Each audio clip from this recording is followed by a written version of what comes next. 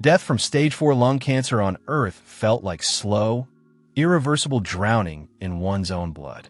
Lee Do-hyeon, a 32-year-old leading virologist at a Seoul Biomedical Institute, understood perfectly every stage of his body's destruction. He knew how metastases devoured tissue, and until his last breath, he recorded his symptoms with a cold, cynical scientist's curiosity. So when his consciousness, instead of eternal emptiness, suddenly surged outward, and his lungs expanded with a whistling sound, Do-hyeon's first act was to conduct a mental audit of his new body. Oxygen is flowing in. No airway obstruction, but there's a strong burning sensation in the bronchi. Muscle tone, critically low, pronounced atrophy from malnutrition. Age around 16 years. Sinking. He raised a hand before his eyes. The fingers were skinny, with black peat bog dirt caked under the nails. On the forearm was a chain of 3 pale, weeping ulcers oozing serous fluid, ringed by a bluish halo of inflammation. Lymphadenitis? No. Focal necrotic epithelial lesion, a local analog of anthrax or fungal mycosis. At that same second, a dull, drawn-out pain struck the back of his head. Foreign, alien memories poured into his brain, settling in his consciousness like a heavy weight. Attention! A crossing of souls has been recorded. Consciousness synchronization. 100% welcome to the biological synthesis system of the great Myers, your vessel. Bryn, an orphan, an outcast from the community of Willow Stockade, current health status. Rot plague, infection 14%. Progressive exhaustion, selected class. Alchemist of the Myers, rank F from fragments of the former Bryn's memory. Do-hyeon quickly reconstructed the picture. The world he found himself in resembled a harsh, filthy Middle Ages, stuck at the crossroads of Scandinavian and Slavic traditions. Willow Stockade, a wretched village of some 30 log huts, blackened by damp, built on high earthen mounds amid the Great Myers. Every spring, when the snow melted on the distant northern ridges, the Myers would seethe with green sludge, rise up, and bring with them the rot plague. The local lord, Jarl Ragnar, had dealt with it simply. He posted a chain of mounted watchmen on the dry ridges with orders to shoot with crossbows anyone who tried to leave the swamps. The village was sealed in quarantine, doomed to slow rot. Bryn was an orphan. His parents had died of the plague the previous summer, and he himself lived in a half-collapsed dugout at the very edge of the swamp's rim, scraping by on gathering poisonous roots. Well now, my fellow virologist back on Earth would die of envy, Bryn rasped, testing out his new voice. It was hoarse, cracked, a live field experiment, and I'm playing the lab rat. He sat down on a heap of withered reeds that served as a bed. The dugout smelled of mold and stagnant water. There was no window.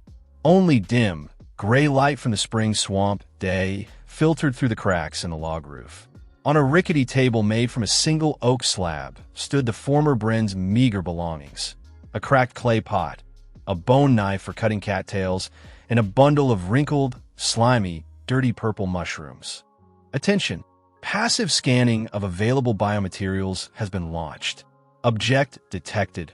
Witch's finger, a homegrown parasitic mushroom properties. High concentration of alkaloids suppressing the nervous system. Toxicity, medium. Contains spores of antibacterial mycelium. Inactive form. Do-hyeon narrowed his eyes. His cynical mind, trained over years of lab work, instantly latched onto that last word. Antibacterial mycelium. The locals called this mushroom cursed and use it only to put down livestock dying of the plague, so they wouldn't suffer. But to Do-hyeon, this was penicillin. Wild, unrefined, but capable of halting the division of plague bacillus cells in his own blood. To activate the mycelium, I need an acidic medium and heat, Bryn reasoned aloud, rising to his feet. He swayed, but an icy will forced his body to obey. And I need to remove the alkaloids, or my kidneys will simply give out. He stepped out of the dugout. Outside stretched a gray, ominous landscape. For miles around lay flat Myers covered in stunted shrubs and black puddles. A heavy, whitish fog hung over the water, smelling of decay. A couple hundred meters away, the gray roofs of Willow Stockade were visible, with thin, bluish-gray smoke curling above them. Bryn went down to the very edge of the water, where thick, succulent grass with pale leaves, the local marsh grass, grew among the roots of an old, half-rotten willow. The former Bryn knew its sap was so acidic it raised blisters on the skin. Excellent. Natural oxalic or citric acid. Good for extraction. He gathered a full handful of marsh grass leaves, returned to the dugout, and got to work. With the bone knife, he carefully ground the purple mushrooms in the clay pot, turning them into a uniform paste. Then, wrapping the marsh grass leaves in a piece of dirty sackcloth, he squeezed it with all his strength, pressing the murky, caustic juice directly onto the mushroom mass. Attention! Biosynthesis process launched. Witch's finger extract acid purification, chance of successful antibiotic extraction. 38% limitation. No laboratory equipment. Low skill rank 38. Too low a chance for someone who doesn't want to die a second time. Do-Hyun thought. He remembered his basic organic chemistry course. To separate the poisonous alkaloids which usually precipitate out when bound with tannins, he needed a tanning agent. The most readily available source of tannins around was the bark of that very rotten willow. Bryn dashed outside, fiercely stripped several strips of gray, rough bark from the tree with his bone knife, came back, crushed it with a knife's hilt, and threw it into the pot with the mixture simmering over the hearth's coals. The mixture in the pot hissed, changed color from dirty purple to a rich, tea-like brown, and a black, oily sediment began settling to the bottom in thick flakes. Those very poisonous toxins. Recipe modified by user. Tanning agent introduced willow bark mixture toxicity reduced by 80%. Mycelium activity increased chance of success. 91% product created. Purified marsh antiseptic. Rank F+ without hesitating. Bryn scooped up a wooden spoonful of the resulting brown decoction bitter, astringent enough to make his mouth cramp, and drank it to the bottom.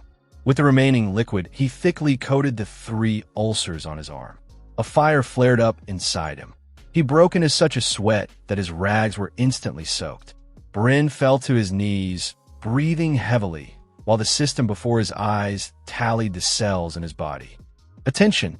Antibacterial agent has reacted with the rot plague suppression of infection foci. 14% greater than 3% stabilizing you have received. 150 experience points. Your level has risen to rank F+. Skill unlocked. Cellular analysis basic. Bryn slowly rose, feeling the dull pain leave his bronchi as the ulcers on his arm closed over with a dry, dark scab. He had survived. At that moment, the sound of squelching footsteps in the mud came from outside. The dugout's door, woven from reeds, was roughly kicked from the inside. Standing in the doorway was a tall, gaunt old man in a worn fur coat, with bone amulets around his neck. This was the village elder, Mikula. Behind him stood 2 younger men with heavy oaken spears. "Bryn, you little wretch," the elder muttered, spitting at his feet, sizing up the living boy. "We thought you'd already kicked off, like your mother. Since you're alive, take a basket and get to the far windows. Gather 2 baskets of cattail root for the community by evening. The women in the stockade are swelling with hunger, and the healthy lads have caught the plague, laid out flat. Don't bring it by sundown, and we'll toss your junk in the bog and burn the dugout, so the sickness doesn't spread." Bryn slowly straightened up. Do-Hyun inside him listened indifferently to the threats of this uncouth savage. He had no intention of saving these people out of pity. Humanity back on Earth had taught him cynicism. But these people, this stockade, and the Myers themselves, could become ideal raw material for his future laboratory. And for that, he needed power over the community. 2 baskets of cattail is 3 hours of work. "Elder," Bryn answered quietly, with a strange, unsettling politeness. His left eye, in the dugout's half-darkness, briefly flashed a green system readout. But cattail won't feed those whose lungs are already rotting from the plague. And I can heal them. If, of course, you're ready to listen. Mikula frowned, and the young man with the spears exchanged glances, clearly deciding the orphan had gone mad from the swamp fumes. Elder Mikula froze in the doorway, his bushy gray eyebrows knitting together. One of the young men behind him, chubby-cheeked Redeem, nervously shifted his grip on his spear, glancing sideways at the black burn marks on the dugout's floor. In Willow Stockade, madness was no rarity. Swamp gas often drove people insane before the plague could devour them. Deal? You. Mikula gave a hoarse, mocking laugh, but there was no mirth in it, only a racking cough. Your father died in convulsions. Your mother howled for 3 days until her lungs came out through her mouth.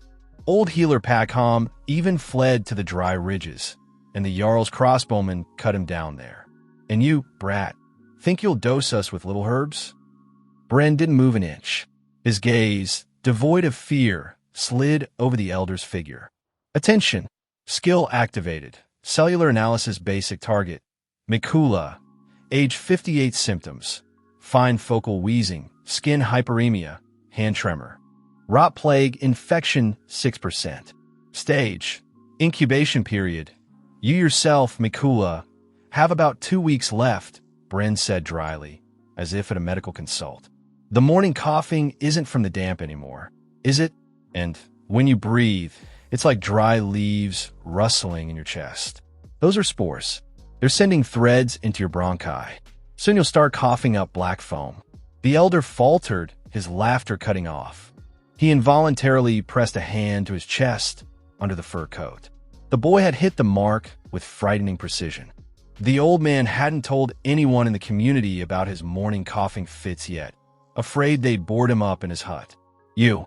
How do you know you witches spawn? Redeem whispered, stepping back from Bren. I'm a scientist, Bren replied, using a word these people had never heard, but which came from his lips like an ancient incantation. I see illness right through. I know how it multiplies, and I know what it fears. You can burn my dugout down, but then by the new moon, there'll be no one left in the stockade but corpses and crows. Mikula breathed heavily, fighting back rising fear and a savage's age-old suspicion. On one hand, before him stood a beggarly orphan whom everyone always kicked around. On the other, this orphan now radiated an icy, absolute certainty of the kind found only in executioners or high priests. What do you want, Bren? The elder asked grimly, lowering his hand. The young men with the spears lowered their weapons too.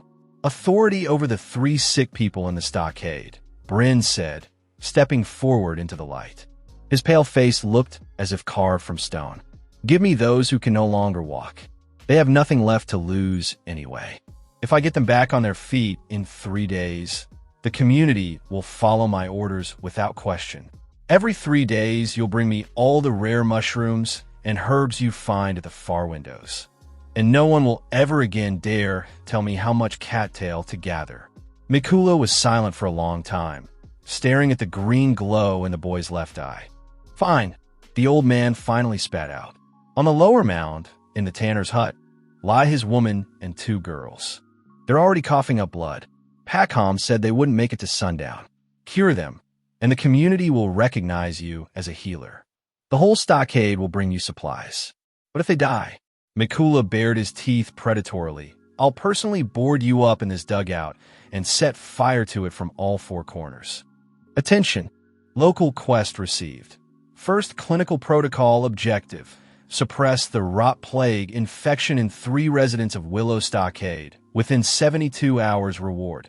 Alchemy rank increase. Community recognition. Access to Meyer resources. Unlock failure penalty. Death deal. Bren nodded almost imperceptibly. Go, Mikula. And don't forget to send Redeem to me with a heavy mortar and a sack of fresh willow bark. I need a lot of reagents. When the villagers left, Bren returned to his table. The clock was ticking. He had to scale up cottage industry antibiotic production under conditions of total non-sterility. He looked at the remaining mass of Witch's finger. For 3 seriously ill patients, it was a drop in the ocean. He needed a more potent bioconcentrate, and Dohayan knew where to look for the base. In the mires themselves, where the carcasses of livestock fell by the plague rotted, grew corpse tear, a carnivorous mold that fed on plague bacteria, producing in the process a pure protective toxin. It was lethally dangerous to an ordinary person, but for a virologist, it was an ideal strain. Bryn took his bone knife, tightened his belt, and stepped into the fog of the Great Mires. His first large-scale biomaterial harvest was beginning. By midday, the fog over the Great Mires had not lifted.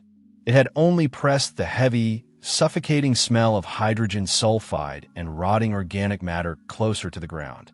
For Lee Do-hyen, trapped in Bryn's body, this environment wasn't just a rotten swamp, it was a giant, seething petri dish in which millions of unstudied pathogen species were evolving. Every step across the shifting peat mat demanded utmost concentration. Bryn's thin legs kept sinking knee-deep into the rust-colored swamp muck. An ordinary person would have seen only death and filth here, but Do-hyen, through the lens of the system and his experience as a virologist, read the mires like an open book. Attention! Passive skill used. Cellular analysis, biological trace detected. Mutated strain of rot plague in the bottom silt layer bacterial concentration. Critical. Respiratory protection recommended. Bryn tore a strip from his already tattered hem, soaked it thoroughly in the sour marsh grass juice he'd gathered by the dugout, and tied it tightly over his face, covering his mouth and nose. The acid on the fabric was meant to serve as a crude barrier, denaturing spore proteins upon inhalation.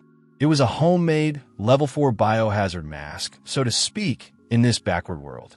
His destination was the far windows, sinkholes amid the swamp moss, where, 3 months ago, the community had drowned cattle felled by the first winter outbreak of plague. It was there, in conditions of corpse decomposition and no oxygen, that corpse tear would have developed. After half an hour of grueling travel among stunted birches covered in gray lichen, Bryn came out onto a black, oily little lake.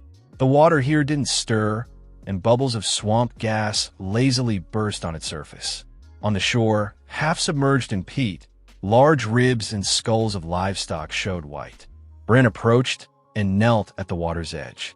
Right on the rotting remains of bone, in the shadow of a huge cow skull's eye socket, a thick, jelly-like mass of dirty white suede. It pulsed faintly, secreting large, transparent droplets that trickled into the water. Biomaterial detected. Corpse tear carnivorous mycelium phage class. Aggressive bioparasite rank E properties. Devours gram-positive rot plague bacteria, breaking down their cell wall.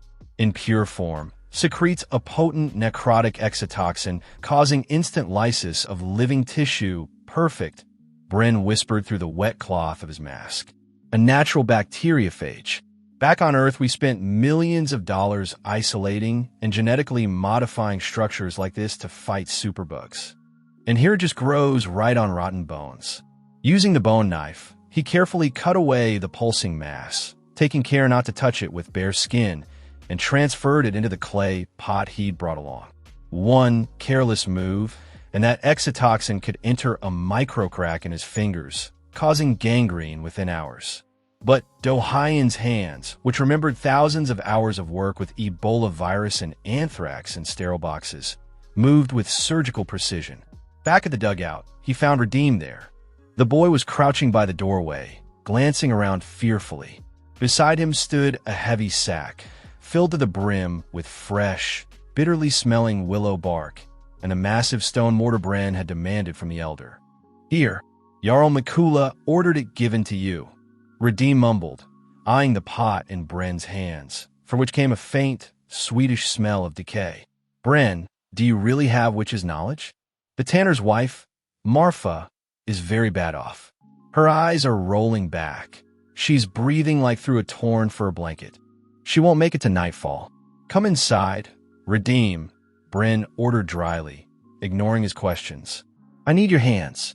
If you want to live and not be coughing up blood in 2 weeks, you'll do exactly what I say." The virologist's set of instructions was simple, but sounded to the savage like a mad ritual. Grind all the willow bark in the mortar down to a fine paste. Boil swamp water in 3 separate pots, skimming off the top oily film. Heat the bone knife over the coals until red hot. Then cool it in purified marsh grass juice. While Redeem, drenched in sweat from fear and effort, furiously worked the heavy stone pestle. Bryn moved on to the most complex stage, the biological separation of the strain.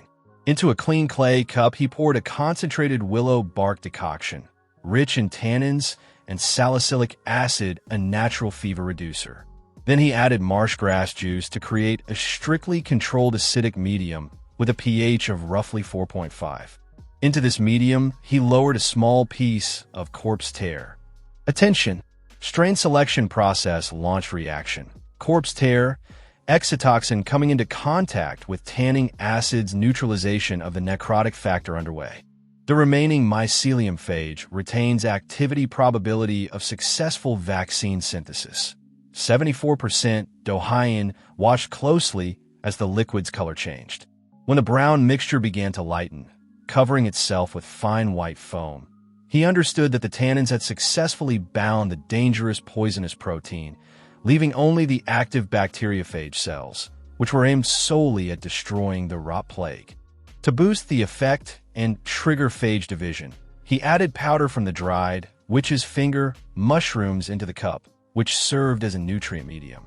The cup in his hands faintly pulsed with the system's dim green light. Synthesis complete. Bioproduct created. Phage lytic extract, rank E properties.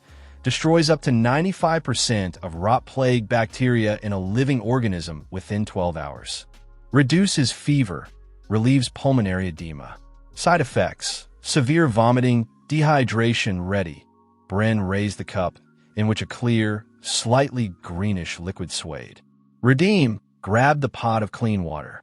We're going to the lower mount. Let's have a look at your dying folk. Tanner Vlas's hut greeted them with suffocating, heavy heat. The windows were boarded up tight with planks and stuffed with moss. The locals believed this would keep the plague spirit trapped inside and stop it from escaping. In reality, they were just creating the perfect incubator for bacterial growth. Inside, on wooden bunks covered with dirty hides, lay 3 women. Marfa, the tanner's wife, was unconscious. Her breathing was rapid, irregular, accompanied by a horrible, gurgling rattle. Her lips were blue from lack of oxygen, and on her neck and under her arms swelled huge, dark crimson lymph nodes plagued buboes. Her 2 daughters, girls of 12 and 14, sat nearby, huddled together. Their faces were flushed with fever, and dark, clotted blood dripped from their noses. The tanner Vlas himself sat in a corner on the floor, clutching his head and rocking dully back and forth. He had already given up. Bryn entered the hut, and his left eye instantly flashed a cascade of system data. Attention! Multiple targets identified. Patient 1 Marfa. Lung damage, stage 84%. Pulmonary edema. Time to death, 3 hours. Patient 2 Anna, 14. Infection 32%. High fever. Patient 3 Darina, 12. Infection 28%. Hemorrhagic syndrome. Redeem. Tear the boards off the windows. Bryn commanded sharply, throwing off his cloak. Quickly, we need fresh air flowing in here. Vlas, get up off the floor if you don't want to be burying your whole family by morning. Bring clean rags and cold water. The tanner raised his cloudy, cried-out eyes to him, but the boy's stern, commanding tone, the same boy who used to be quieter than water, lower than grass, made him obey on pure reflex. Redeem, with a crack, tore the top board off the window with his spear, and cool, damp swamp air rushed into the stuffy hut. Bryn went to Marfa. The woman was already in a state of deep hypoxia. Her heart was working at its limit. Listen to me carefully. Bryn turned to Redeem. Hold her head. If she chokes on vomit, all this work is wasted. He took from his bag a vial of the homemade phage lytic extract. Prying open the mouth of the fading woman with the bone knife, Bryn poured a good third of the greenish liquid into her mouth. Swallow, he whispered, pressing his fingers on points at the base of her throat, forcing her esophagus to contract. The woman swallowed convulsively.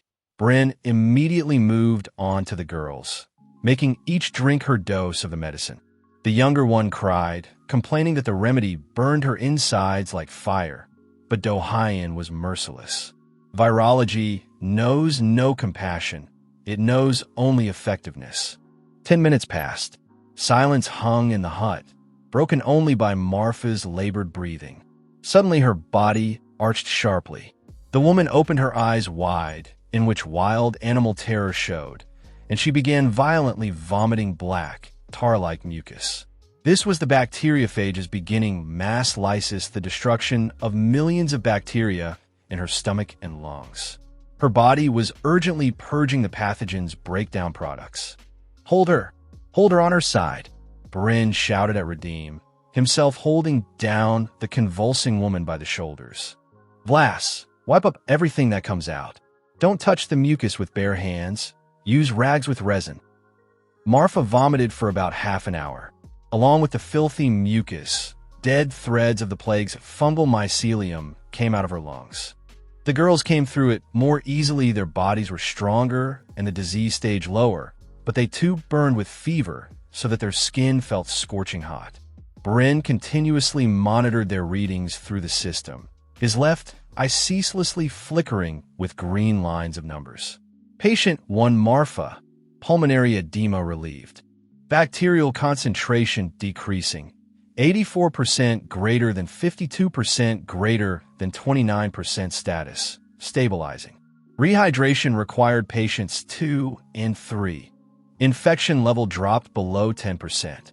Critical phase passed by midnight. The rattling in Marfa's chest had stopped.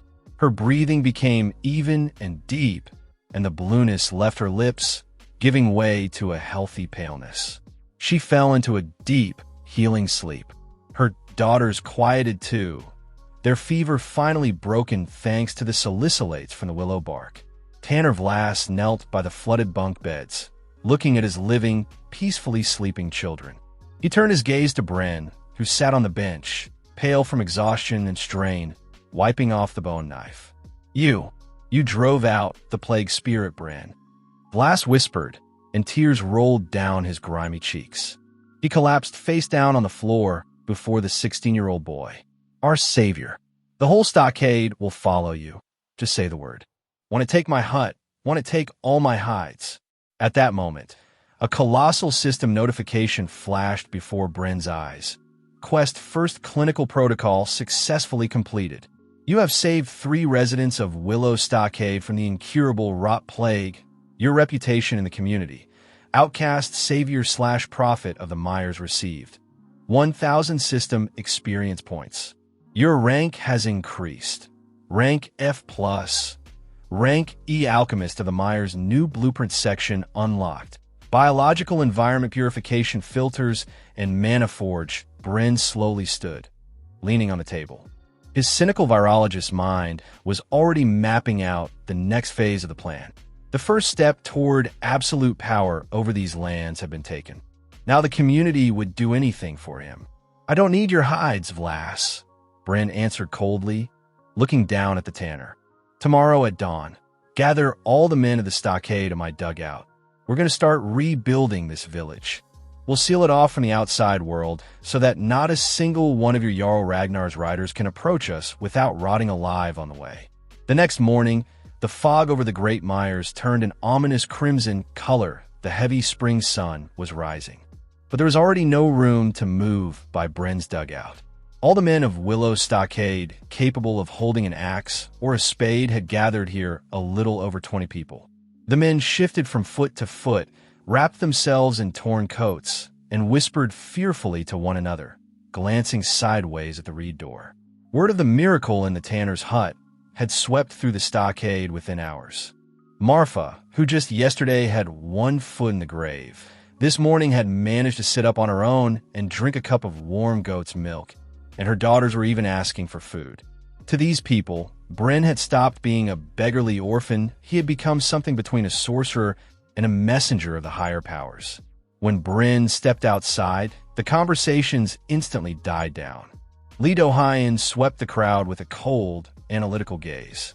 These people were exhausted, frightened, and ignorant, but right now, they were ready to obey his every word. Elder Mikula stepped forward, leaning on a carved staff. His face no longer held its former arrogance. Only a deep worry etched into his wrinkles. "Bryn," the old man faltered, searching for words. The tanner told everyone, and Redeem confirmed it. You saved his girls. My cough. You were right about that too. My chest burned all night. Tell me, what do you want? The community will do it. Just don't let us rot. Bryn stayed silent for a few seconds, letting the silence ring with tension.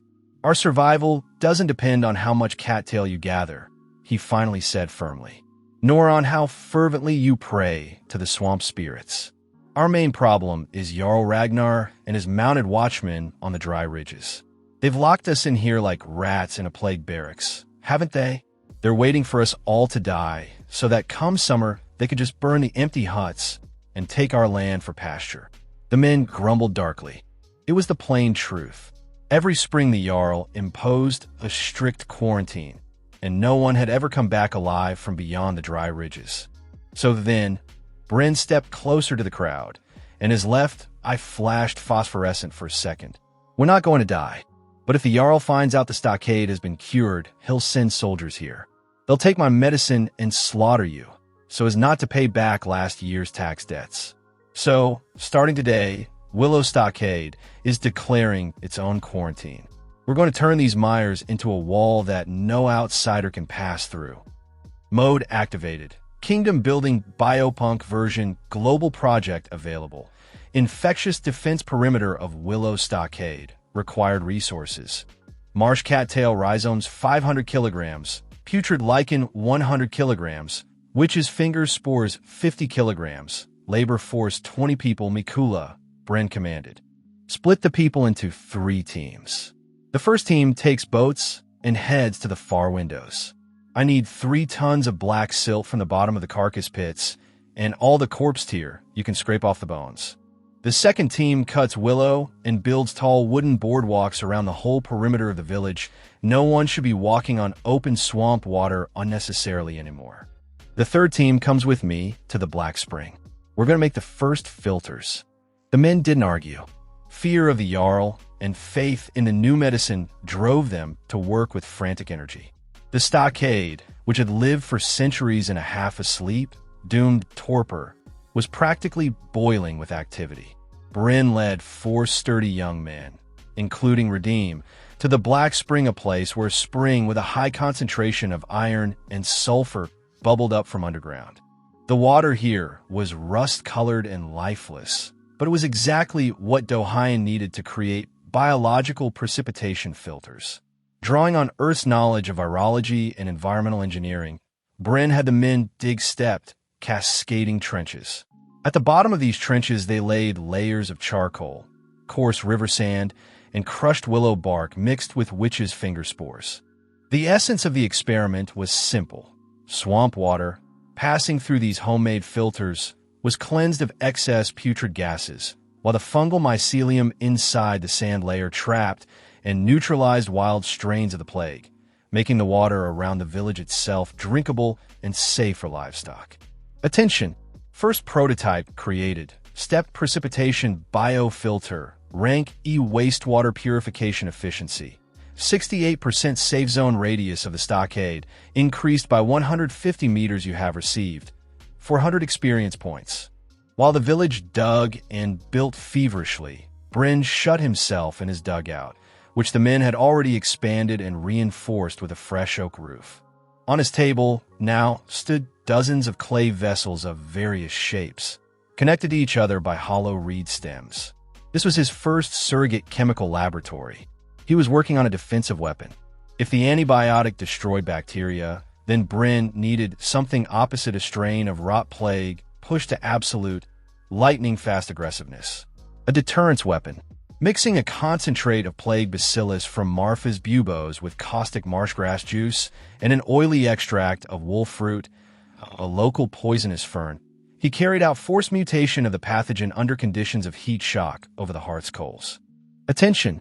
Directed mutagenesis process launched.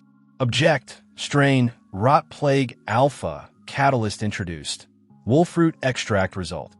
Incubation period reduced from 14 days to 12 hours. Strain mortality, 98%. Transmission route. Aerosol/contact system warning. This strain is extremely dangerous to its creator in the absence of an antidote. Just what I need. Bryn smirked cynically, carefully pouring the thick, blue-black liquid into a sealed clay jug topped with wax. Let's call it cleansing protocol. If the Jarl's dogs come sniffing around here, they won't make it back to their stone tower. 2 weeks passed.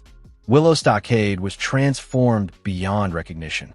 A tall palisade of willow beams now stretched around the village, set into trenches filled with caustic, filtered sludge. The smell of rot had practically vanished from the village itself thanks to Bryn's filters. The water in the wells had become clear, and for the first time in years the people had stopped suffering from bloody spring diarrhea. Every sick person in the village, including Elder Mikula, had been fully cured with the homemade phage extract. Bryn now held absolute, unquestioned authority. Not a single person in the stockade sat down to eat without first saying a brief thanks to the alchemist of the Myers. But the idol broke on Wednesday at noon. From the direction of the dry ridges, the single narrow strip of solid ground connecting the Myers to the rest of the kingdom came the blast of a horn. Jarl Ragnar's watchmen had noticed too much peaceful smoke rising over the stockade, and that bodies were no longer being carried out of the swamps for burial. Bryn, along with Mikula and a dozen men armed with scythes and spears, went out to the outer palisade. At the far end of the ridge, at the very edge of the swamp muck, stood 3 riders in iron half-dome helmets and chainmail over leather jerkins. In front, on a large gray horse, sat Centurion Bjorn the Jarl's right hand, a scarred veteran famous for his cruelty. In his hands, he held a heavy crossbow. "Hey, swamp rats!" Bjorn shouted loudly, his voice carrying over the quiet Myers. "Who's in charge here? Step forward before I order your causeways set on fire." Mikula glanced at Bryn in fear. The young man calmly stepped forward, out onto the log boardwalk before the palisade. He wore a long cloak of tanned hide from the tanner's shop, and several clay vials hung at his belt. "I speak for the stockade, Centurion," Bryn answered calmly. "What does Jarl Ragnar want from Deadlands?" Bjorn narrowed his eyes, sizing up the boy. The boy's insolent tone clearly infuriated the mercenary. "Jarl Ragnar is surprised you're still alive," the Centurion said through his teeth, not dismounting. "By our reckoning, Willow Stockade should have died out down to the last infant by this new moon. But I see smoke from your chimneys, and I see you've built a fence here. The Jarl thinks you're hiding a healing root or Packham's gold. Here's the order. The elder and the 3 strongest girls come with me to the tower for questioning. The rest stay here and hand over all the dried fish and cattail for 3 months. Refuse, and we'll light fire arrows and smoke you out of here like foxes." The men behind Bryn trembled. The old reflexive fear of the Jarl's iron men was still strong. One volley of fire arrows, and the dry reed roofs would go up like gunpowder. But Bryn only smiled faintly. His virologist's mind had already calculated the trajectory of the air currents.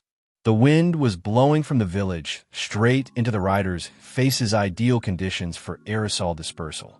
"Centurion Bjorn," Bryn said quietly, unhooking from his belt that very jug of blue-black liquid.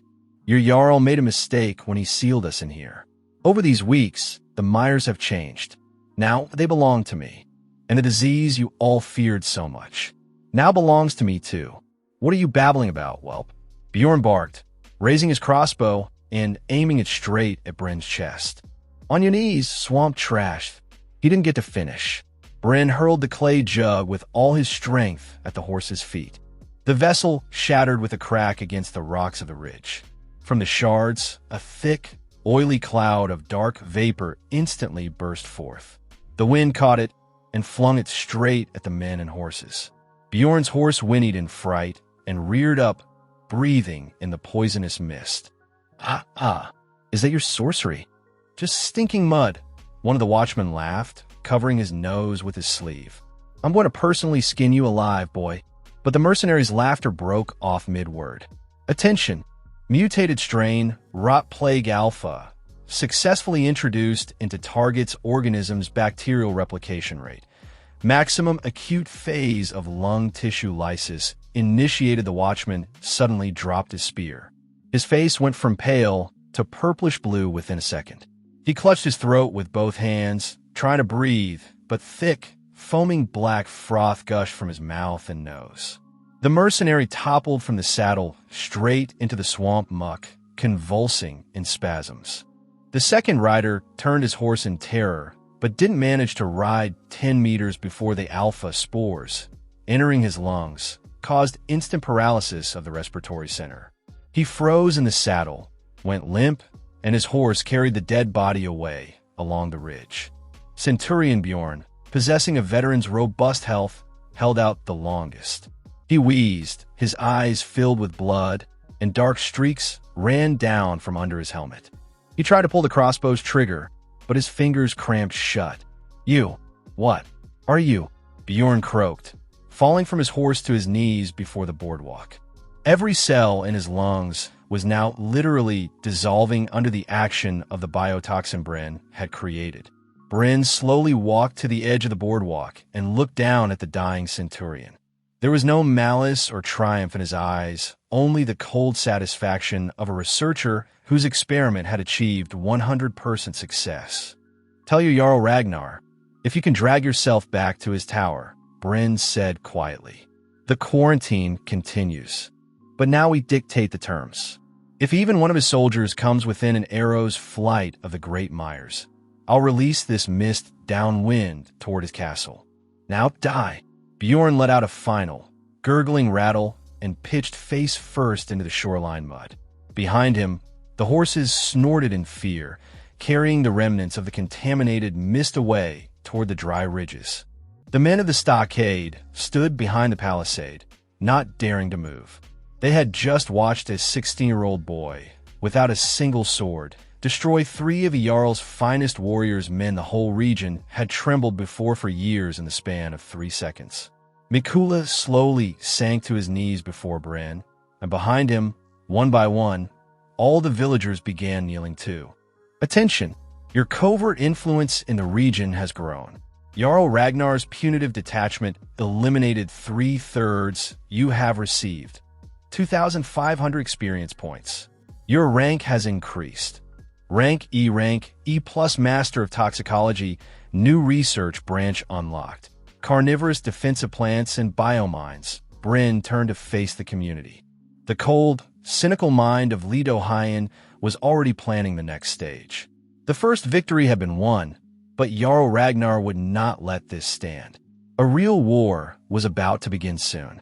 A war of biopunk against Ironage medievalism, and Bryn intended to win it, turning the Great Myers into an impregnable citadel of rot and death.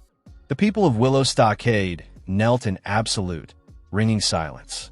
The only sounds were the lazy bursting of swamp gas bubbles in the black puddles and the frightened snorting of the dead watchman's horses, retreating along the dry ridges.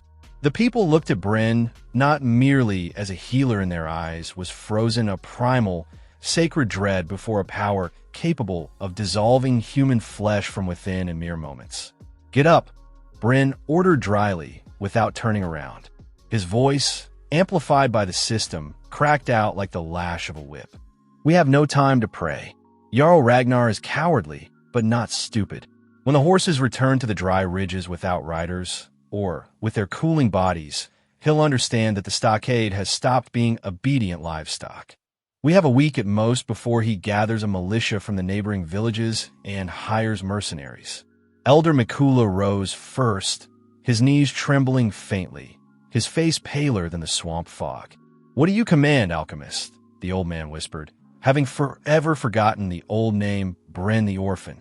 "We can't stand against 100 iron swords. We're only fishermen and tanners. Iron is forged by men, and men are made of flesh and blood. And flesh and blood are the best growth medium," Bryn answered cynically, and the green phosphorescence of the system flickered in his left eye again. "Redeem Vlass. Strip the chainmail and helmets off the corpses. But don't touch the bodies with your bare hands. Use the wooden tongs we made for cleaning the filters. Boil the clothing and armor in concentrated marsh grass juice 3 times. As for the corpses themselves, drag them to the far windows and dump them in the silt.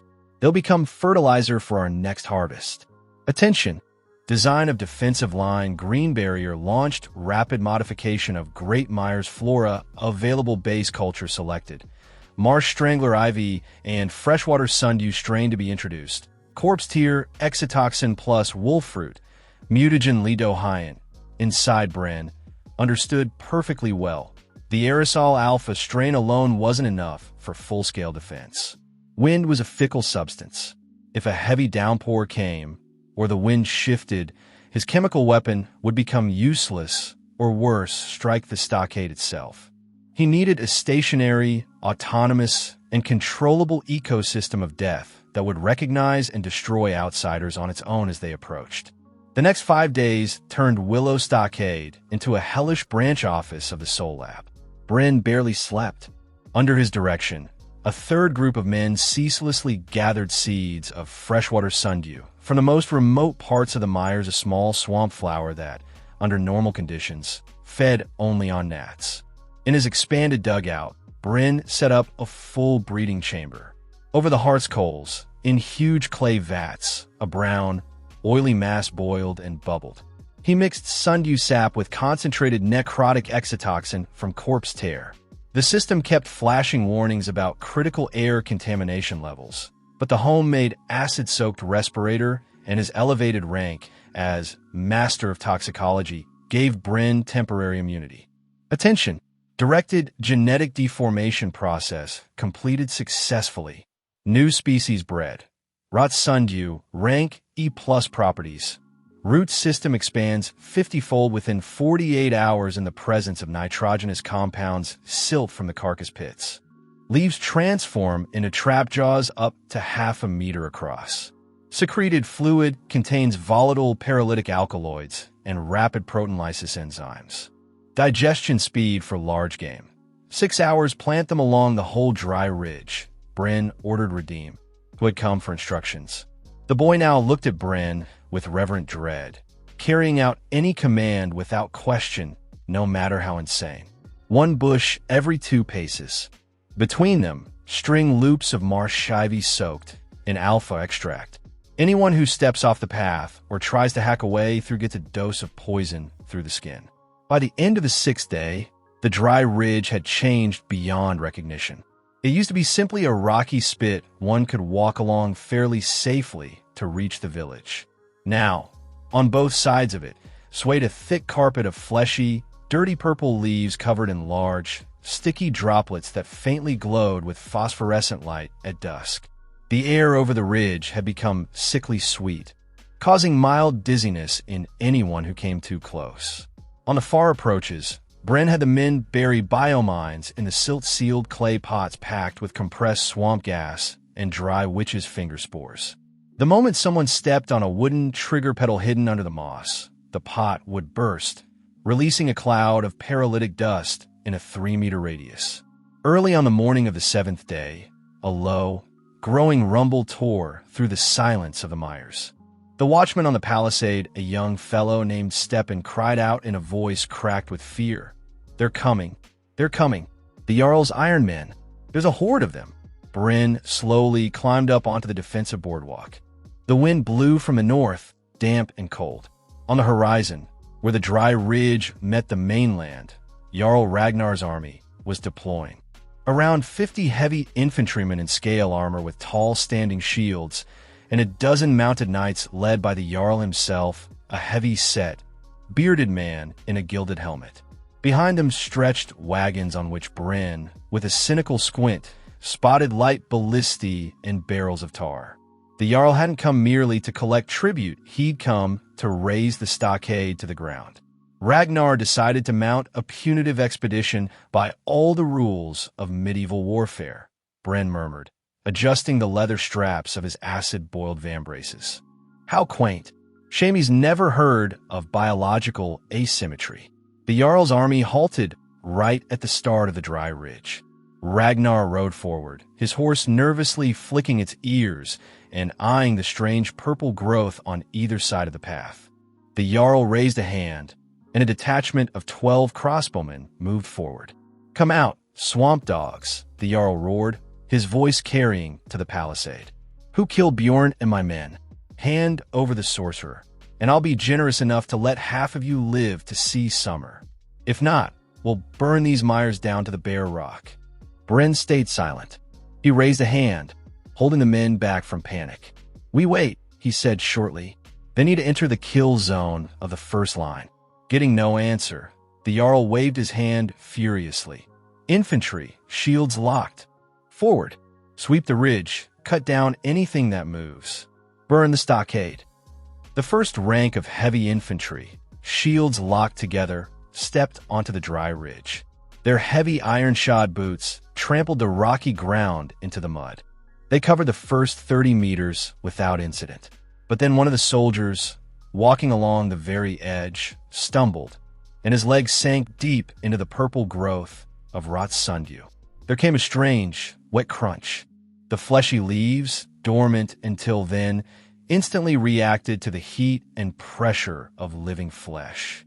Dozens of thick tendrils whipped upward with a hiss, binding themselves tightly around the warrior's leg. The sticky secretion stuck fast to his leather trousers and seeped under his chainmail. It burns. It's eating me," the soldier screamed wildly, falling to one knee. Before his stunned comrade's eyes, his iron armor began to foam white, and the skin beneath it literally dissolved, bearing bone. "Fall back. Hold formation. These are witch traps," the infantry captain barked, but it was already too late. The formation broke apart. Soldiers began backing away, stepping on the wooden petals of the biomines hidden under the moss. One after another, dull pops began sounding.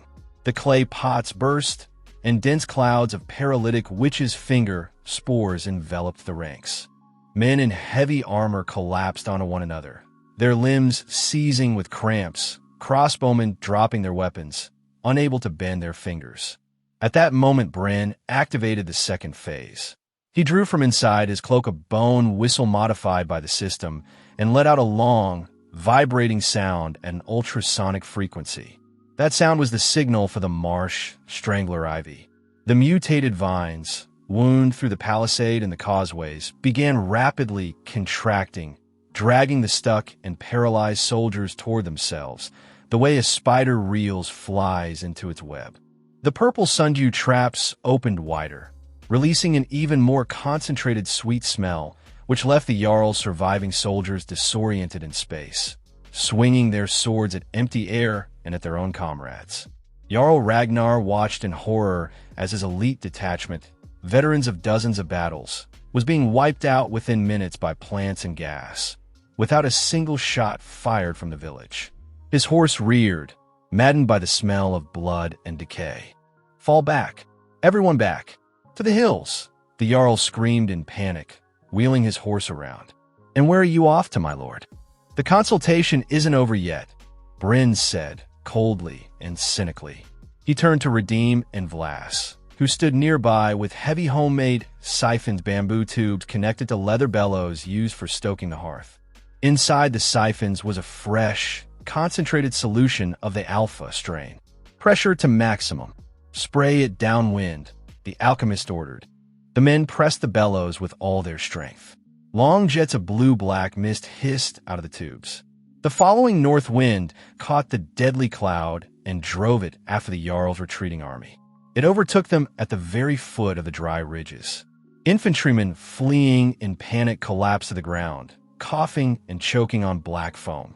Those who'd managed to reach their horses toppled straight out of the saddle. Jarl Ragnar himself, thanks to quality Milanese armor and a thick silk scarf, managed to slip past the danger zone, but his face was already covered in mottled death spots, and a thin trickle of dark blood ran from his nose. He survived, but the alpha strain had already begun its irreversible work in his lungs. He had no more than 12 hours left to live. A grand cascade of system messages flashed before Bren's eyes. Defense of Willow Stockade completed with 100% efficiency. Enemy manpower eliminated. 48 of 52 Your Name Now inspires primal terror in the feudal lords of the Borderlands received. 5,000 system experience points. Your rank has increased. Rank E+, Rank D, Alchemist Bow Engineer of the Myers unique building blueprint unlocked.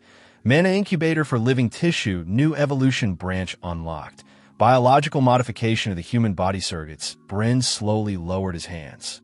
His new body, that of a 16-year-old boy, no longer looked skinny and weak thanks to the system and constant work with toxins. His skin had taken on a faint olive tone, and his muscles had grown denser. The villagers, who had watched this slaughter from the palisade, no longer cried out in joy.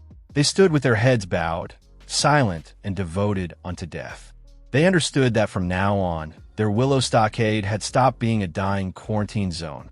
It was now the first biopunk citadel on this continent, a place where death gave birth to a new, terrifying kind of life.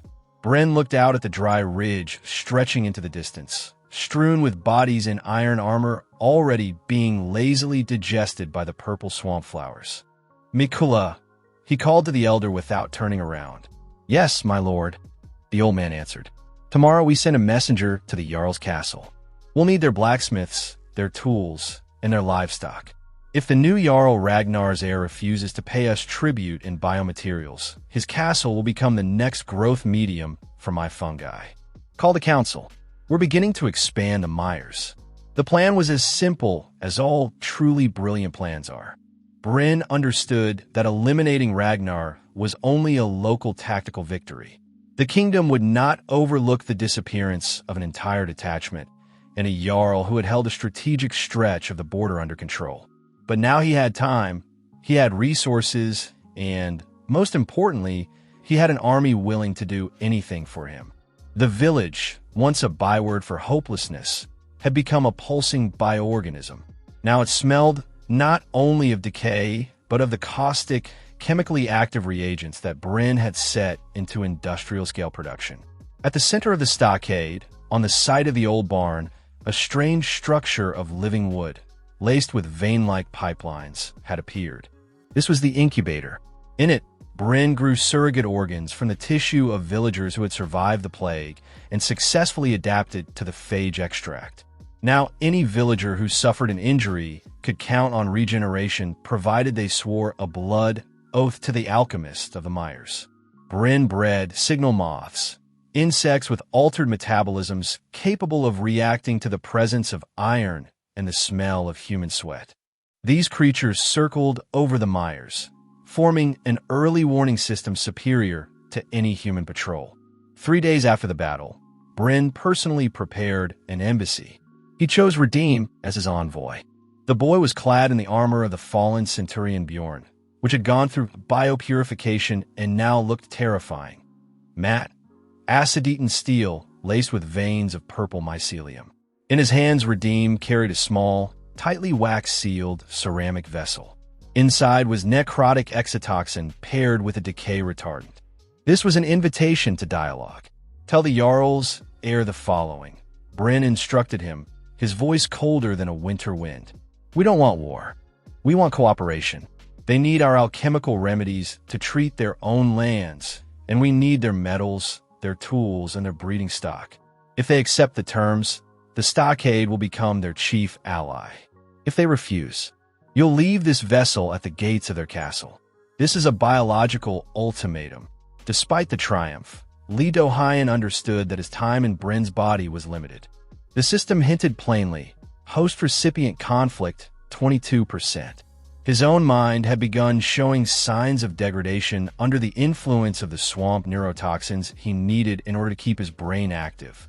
"I need to transplant my consciousness," Bryn thought, looking at the bubbling vats of the incubator. "I need a body built entirely from optimized tissue, free of human weaknesses and predispositions to cancer." This was his new, most dangerous goal. The alchemist of the mires was no longer merely surviving, he had begun designing the next stage of evolution. And meanwhile, far off on the horizon, from the walls of the royal castle, a detachment of knights from the Order of the Silver Shield, professional hunters of magical threats, had set out toward the Great Mires, sent to determine what kind of plague had wiped out Ragnar's garrison. Bryn smiled. He could feel them approaching through his moths. "Knights?" he whispered, looking at his hands, laced with thin purple veins. "Excellent. I could use some samples to create my first bio-knights." Now Willow Stockade awaited a clash not with mercenaries, but with an elite order that knew no fear and was equipped with magical weapons capable of burning organic matter. Bryn was preparing his most ambitious experiment yet. The Order of the Silver Shield's knights were nothing like Ragnar's rabble. They moved as a single monolith, their armor covered in engravings that faintly glowed in the twilight, anti-magic runes meant to snuff out any curse or poison. At the head of the detachment rode Master Galahad, whose eyes, hidden behind his visor, had long grown used to seeing what was hidden from ordinary mortals. Bryn watched them from deep within the green barrier.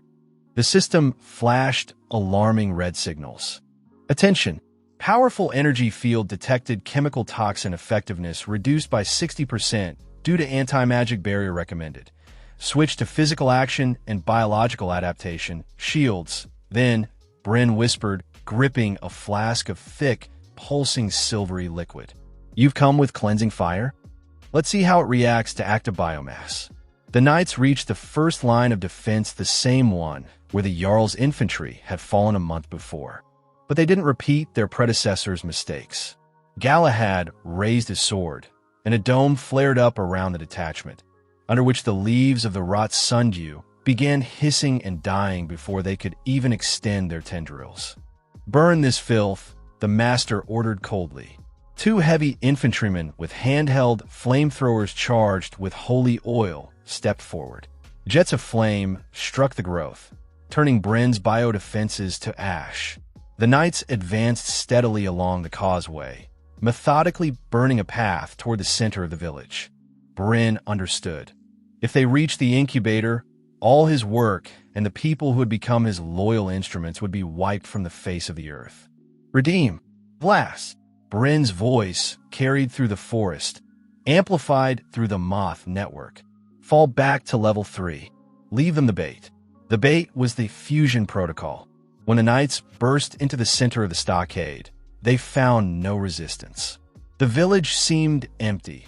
Only an acrid, multicolored smoke poured out of the dugouts. Bryn stood in the middle of the square. He was unarmed, his hands raised, but his face showed not fear, but deep scientific interest. Galahad, Bryn said, as the master halted his detachment 10 paces from him. You call this filth? I call evolution. You fight the darkness, but you don't understand that darkness is simply matter that hasn't yet found its form. You are an aberration of nature, Galahad said through his teeth, raising his sword. Your existence here ends now. But before the knight could strike, the ground shuddered beneath their feet.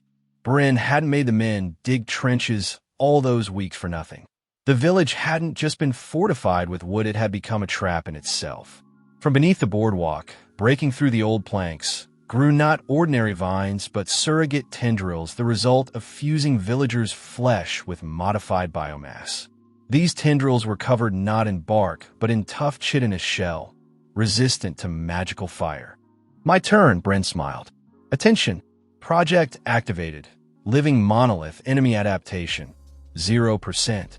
Element of surprise, and use the tendrils wound around the knights with incredible speed, boring into the joints of their plate armor. But they didn't try to dissolve the metal, they sought out the weak points. Armor seams, breathing gaps, places where skin touched the runes. The knights, trained to fight demons and monsters, found themselves helpless against a biological seizure that had no mind of its own, only Bryn's programmed algorithm. Galahad, don't kill them, Bryn said quietly, approaching the immobilized master, whose face was rapidly turning blue from the paralytic agent the tendrils had injected straight under his visor. I have big plans for them. I need your genomes to create my first bio-knights. The battle was won, but the price was steep. The incubator was damaged, and synchronization with Bryn's body had dropped to a dangerous 15%. Leto Hyen could feel the consciousness of the former Bryn, an orphan hungry for revenge, beginning to resist his scientific cynicism. Now he had elite specimens, in-hand warriors of the Order of the Silver Shield. Bryn dragged them deep into his upgraded mana incubator. This will be my masterpiece, he whispered, looking down at the master lying before him. You wanted to purify the world? Well, now you'll become its foundation. Meanwhile, at the Order's castle, having received word that Galahad's detachment had vanished, the High Command, made its decision, a legion was dispatched to the Great Mires. Bryn realized he had only a few days to finish the Bionite experiment, or the stockade would be ground to dust. It was a race against entropy itself. Lee Do-hyun no longer felt like Lee Do-hyun. He had become part of this ecosystem. Every system notification no longer registered in his brain as cold text, but as a nerve impulse racing down his spine. Synchronization with host, 12%, flashed before his eyes. Bryn the orphan, whose consciousness had been buried deep in the subcortex, suddenly awoke, breaking through the veil of the virologist's cold scientific mind. He craved not knowledge, but blood vengeance for everyone who had rotted in these swamps. "Do you want to destroy them all?" Bryn whispered, speaking to himself, to his reflection in the murky, slime-covered glass of the incubator. "Your world is a sterile lab. Mine is a graveyard. Let's merge them." Bryn began the fusion. He didn't merely implant the knight's genetic material into his biosubstrates. He used their will. Drawing on his knowledge of neurobiology, he reprogrammed the captured knight's synaptic connections. They didn't die. They became living armor, bionites, rank C, stripped of human morality, but retaining the Order's combat skills, enhanced with the Myers mutations. The incubator at the center of the stockade pulsed to the rhythm of a living heart. Deep within it, amid crimson tangles of nerve fiber, the Knights of the Silver Shield were being reborn. Bryn rewrote the anti-magic runes on their armor with acid engraving, turning them into conduits for his own toxins. 3 days later, the sky over the Myers darkened. From the horizon, where sky met scorched earth, a true army advanced, 300 Minotaurs, siege towers, and pyromancer mages capable of reducing the entire stockade to ash within minutes. The Order had no intention of negotiating. They brought death, made incarnate in holy fire.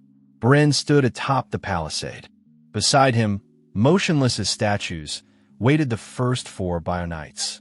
Their helmets had been grafted directly into their skulls, and bone blades, dripping with poisonous secretion, jutted from their forearms in place of swords. "They think they're marching on a purification campaign." Bryn turned to the community. The men no longer trembled. They looked at him like a god who had turned their poverty into fearsome might. But today they'll walk into the belly of the swamp itself. When the Legion reached the edge of the marshes, Bryn gave the order. He didn't wait for them to open fire. On Bryn's command, catapults hidden beneath the murky moss, built from the giant bones of the Myers' ancient inhabitants, began launching capsules of concentrated, rot plague alpha culture. The green barrier, triggered by ultrasonic frequencies broadcast by the moths, instantly released thousands of spores. The air turned into a thick, suffocating haze that snuffed out any magic the pyromancers tried to cast. Under cover of the fog, the Bionites launched their sortie. They moved with incredible speed, feeling no pain, punching through the Legionaries' armor like cardboard. The Legion broke. The mage's holy fire beat uselessly against the chitinous armor, which only absorbed the energy, feeding the metabolism of Bryn's monsters. Bryn watched it all through his moths, feeling his own body beginning to fail. Synchronization was dropping. 8%, 5%. "Well then, Galahad," he whispered, watching the battlefield where his children were tearing apart the elite Order's ranks. "You wanted to purify the world? Welcome to mine." At that moment, the system delivered its final, most important message. Attention. Critical development threshold of the Myers biosphere reached, title received. Lord of the rotting ecosystem, function available. Consciousness assimilation, the ability to fully transfer the mind into the network of bioincubators. Bryn closed his eyes. He knew the physical body of Bryn the orphan was dying, but his mind, enriched with a virologist's knowledge, would now become the soul of these Myers. He would turn this entire territory into one enormous, thinking organism that no knight, no empire could ever overcome. When the Legionaries broke through to the palisade, all they found was an empty village and a dead youth sitting on a throne of woven roots. But as the first knight raised his sword to cut him down, the ground beneath him split open, and the great mires alive, sentient, and endlessly hungry closed over them forever. Synchronization dropped to 2%. There were no more thoughts left in Lee Do-hyen's head, only endless streams of data. Silt temperature, spore pressure in the air, the pulse of every bionite on the battlefield. Bryn the orphan, with his rage and pain, dissolved completely, becoming fuel for this colossal consciousness. The youth's body on the throne of roots went slack. His skin took on a waxen, unnatural hue, and his eyes, which had flickered with the system's green light until the last instant, finally went dark. But in that same second, the entire village shuddered. Thousands of translucent filaments began stretching up from the ground. They pierced the soil, the houses, the boardwalks, and even the bodies of the fallen knights, weaving into their nervous systems. Attention! Assimilation process, complete. The personality Lee Do-hyen has been integrated into the Great Mire's ecosystem. Current status. You are the mind of the swamp. The mires were no longer a place. They had become him. Every drop of water, every fungal spore, every predatory flower had become an extension of his neural network. The legionaries of the Order of the Silver Shield who had managed to push into the village froze. What they had taken for a dead village suddenly stirred to life. The huts, bound together with living wood, began unfurling like buds, blocking the way out. The ground underfoot turned into a shifting, thinking labyrinth. Galahad, who had miraculously survived the first wave, watched in horror as the trees around the stockade changed shape, stretching their branches toward the order like thousands of hungry hands. This wasn't magic, it was biological architecture brought to perfection. Lee Do-hyen, now free of his physical shell and human limitations, watched the world through thousands of moth eyes. He felt no anger, only cold calculation. The knights are a surplus element in the system. Disrupting the biosinosis ran through his new consciousness. In that same instant, thousands of vines soaked in paralytic venom collapsed onto the Order's detachment all at once. No runes could protect against something that had become part of the very nature of this place. The Order was not killed, but absorbed, reprocessed. Their armor became a framework for new defensive fortifications. Their memories, a database for further mutations. Far away, beyond the mires, in the kingdom's castles, where the rulers were already drawing up plans to destroy the cursed place. No one yet knew that the enemy no longer sat in a dugout. The enemy had become the soil itself, the water itself, the very air for miles around. Lee Do-hyen began the process of terraforming. The great mires slowly, meter by meter, began to spread, swallowing the dry land. Objective: expand zone of influence by 500 square kilometers. Method: dispersal of active spores through the rain cycle ecosystem. Resource: the human kingdom as a source of nitrogen and carbon. This was no longer the story of one person's survival in a teenager's body. It was the story of the beginning of the end of the old world, where absolute biological rule by the alchemist replaced magic and steel. Do-hyen's mind had ceased to be human entirely. He began designing not merely bioweapons, but a new ecosystem in which humans would either become symbionts or be turned into organic waste. Lee Do-hyen's mind, now freed from the shackles of biological death and Bryn's individuality, expanded like a colossal mycelium, threading the world with invisible filaments. He no longer thought in terms of I or them. To him, the world had become a set of biological variables, metabolic equations, and expansion strategies. The kingdom, still blissfully unaware, began to change. Lee Do-hyen no longer waited for an attack. He became the attack himself. He launched a process that, in his virologist's memory, was called vertical transmission of genetic material. Through spore clouds carried on the wind, he began inserting fragments of his DNA into the local fauna. In the forests around the mires, the first obedient predators appeared: wolves and bears whose nervous systems had been linked into the alchemist's shared network through relay spores. They became his eyes and ears, patrolling the borders. Peasants in neighboring villages, even those who never went near the stockade, began to feel a strange lethargy and compliance. Do-Hyen introduced mild strains of his phages into their bodies, which reshaped their hormonal balance, making them emotionally dependent on the healthy atmosphere of the swamps. The stockade no longer resembled a village. It was now a cyclopean biofortress, growing out of the depths of the earth. Buildings made of hardened organic resin and tough chitinous plates no longer needed repair, they regenerated.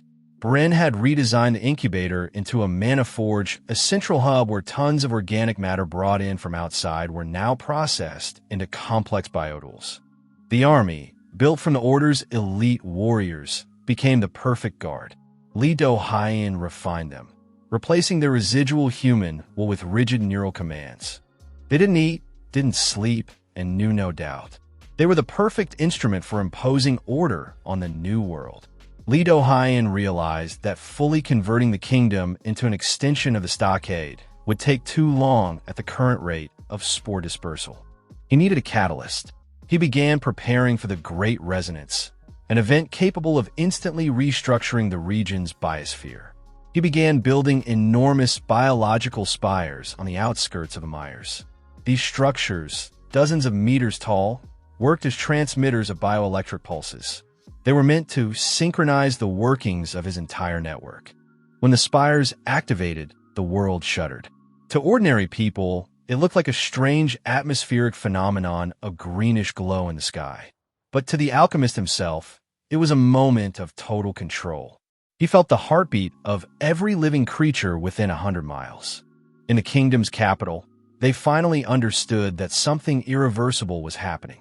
The royal scholars and mages, drawing on the remnants of ancient knowledge, realized their enemy was neither an army nor a sorcerer, but nature itself grown sentient. They prepared the cleansing flame, an ancient magical ritual capable of scorching all life across a vast territory. When the punitive fleet, bearing alchemical fire, set out toward the borders of the mires, Do-Hyen showed no concern whatsoever. He had a surprise ready. He didn't wait for them to strike.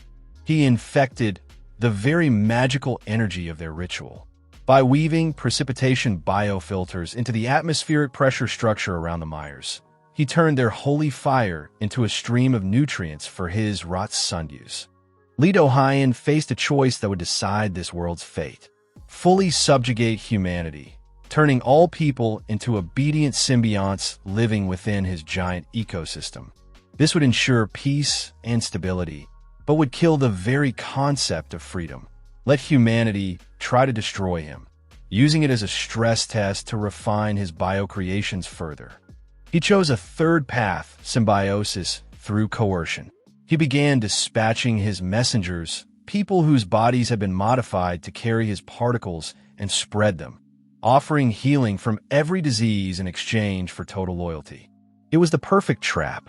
The alchemist of the mires had become the god of a new age, and his experiment was only just beginning. Every new night, every new magical artifact sacrificed to his incubators brought him closer to his goal, creating the perfect organism, capable of spreading across worlds. Now, as the old world began crumbling like dry leaves in his hands, Do-Hyen prepared for the final stage, transferring his consciousness beyond the bounds of a single region. His network had grown so dense that space itself began to warp.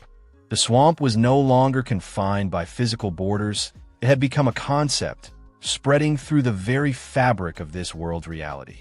Do-Hyen's expansion moved from a phase of territorial holding into a phase of biological colonization of reality itself.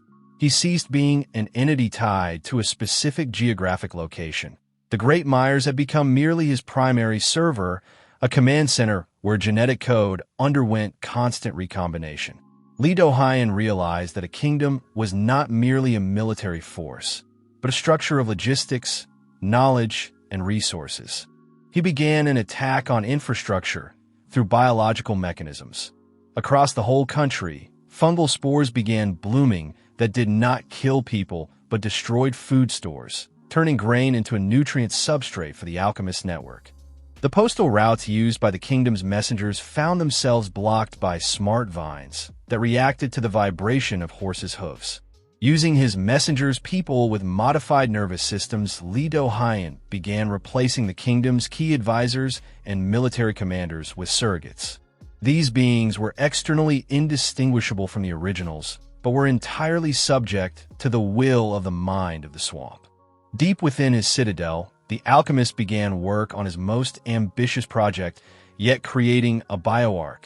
He understood that this world was merely a sandbox, bound by the rigid constraints of its local laws of nature. To go beyond them, he needed a body capable of existing in vacuum and crossing interdimensional barriers. He combined the best properties of every carnivorous plant, flesh-eating fungus, and adapted ornate tissue, creating a material that possessed the properties of both liquid metal and biological regenerator. Li Do-hyen began transferring his personality not merely into the network, but into a single mass of neurons that physically occupied an area the size of a small lake, yet functioned as one gigantic quantum brain. He began the process of biologizing spellcraft. Rather than relying on ephemeral magical energy, he made his organisms produce enzymes capable of altering the very structure of magical fields, turning holy fire into simple thermal energy for his own use. When the royal fleet finally reached the stockade, they found no village, no swamp, no people. Before them spread a smooth, pulsing surface resembling the skin of a living creature, the size of an entire province. Galahad, whom Li Do-hyen had kept alive as an observer, his consciousness woven into the network as a living archive, felt the mind of the swamp broadcast a single message to the entire kingdom. Evolution is not a choice. It is a biological necessity. That same night, all the messengers embedded in the upper circles of power activated their protocols simultaneously. The royal castle, the temples, the markets, everything fell under the network's control within a single night. People were not destroyed. They became part of a single system in which every action of theirs was optimized for the good of the great whole. Li Do-hyen had achieved what he had strived for his entire life on Earth. He had conquered death, creating a system that would never stop developing. He had ceased to be human. He had become a law of nature, a new form of life for which even death itself was merely a process of matter being reprocessed. Now, with the entire kingdom turned into his laboratory, the alchemist turned his gaze to the stars. His plans included creating biological probes capable of sending his code into the depths of space, so that sooner or later he might integrate the entire universe into his great mires. From this point on, the story ceased to be a chronicle of survival and became a record of planetary metamorphosis. Li Do-hyen, having fully erased the boundaries of his own identity, became to the world what a virus is to a petri dish an absolute regulator, turning the chaos of organic life into an orderly, calculated system. The network's expansion reached far beyond the kingdom's borders. Li Do-hyen began using the biological spires, not merely for control, but as consciousness relays. Spore towers began sprouting across the entire surface of the continent, forming an atmospheric dome that filtered sunlight and saturated the air with microscopic neuroagents. Anyone who breathed this air became a node in the network. People retained their identities and everyday habits, but their deep-seated motivations were retuned toward building and sustaining Li Do-hyen's biosphere. It was voluntary servitude, in which a person felt happier than ever before, since their biological needs and drives were now perfectly synchronized with the alchemist's own.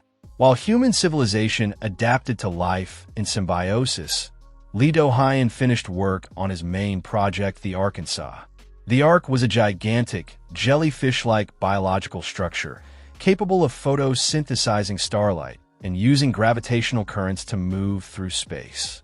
Into the Ark's core, he loaded the entire archive of human knowledge gathered from across the kingdom, including ancient magic, now fully translated into the language of biochemistry and genetic sequences. The Ark was not a ship in the conventional sense. It was a dynamic organism capable of altering its physical form depending on the atmospheric composition of whatever planet it intended to colonize. Naturally, Not everyone accepted the alchemist's gifts. Groups of survivors, hiding in deep caves and high mountains, tried to carry out sabotage, destroying the spore towers. But to Li Dohayan, this was not a threat, it was a natural process of selection. He used these rebels as living lab specimens, testing his network's resilience against extreme forms of resistance. Anyone who tried to destroy his creation ultimately became part of the system anyway, since their aggressive survival strategies were analyzed by the network and folded into the genome of his guard.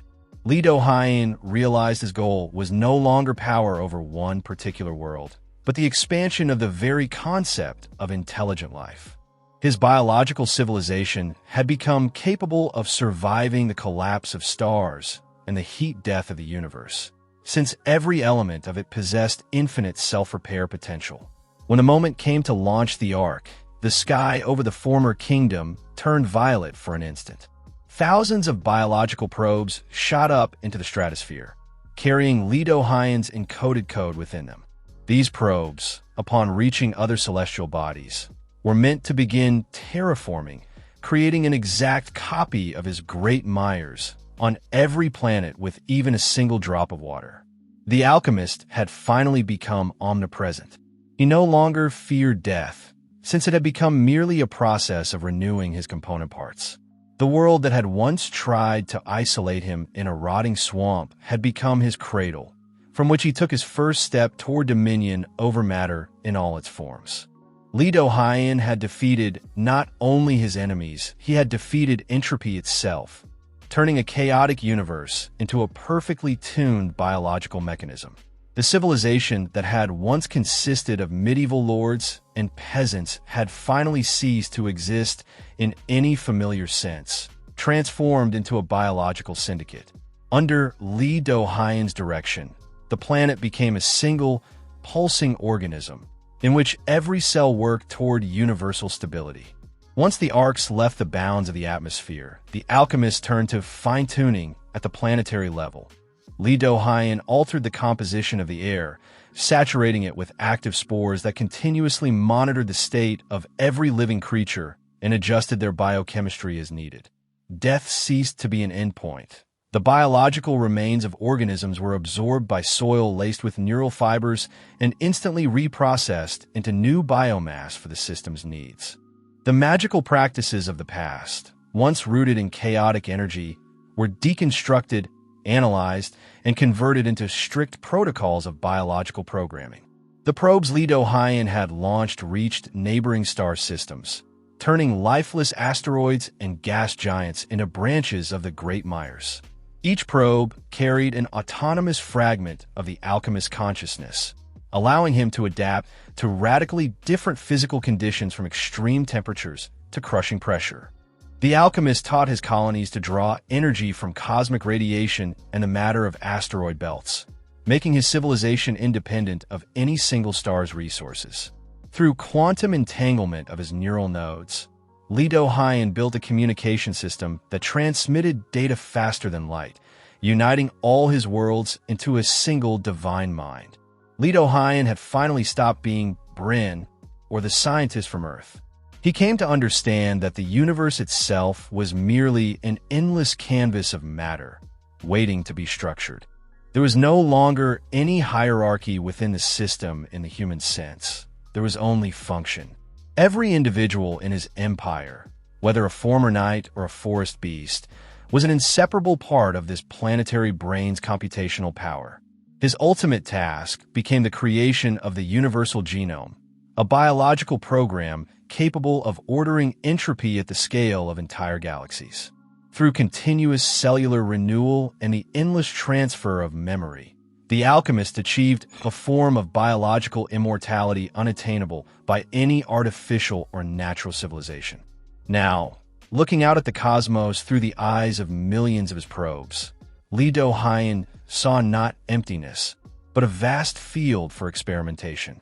His Myers, once a deadly place for a handful of outcasts, had become the cradle of a new form of life which, knowing neither fatigue nor doubt, began the methodical absorption of reality itself.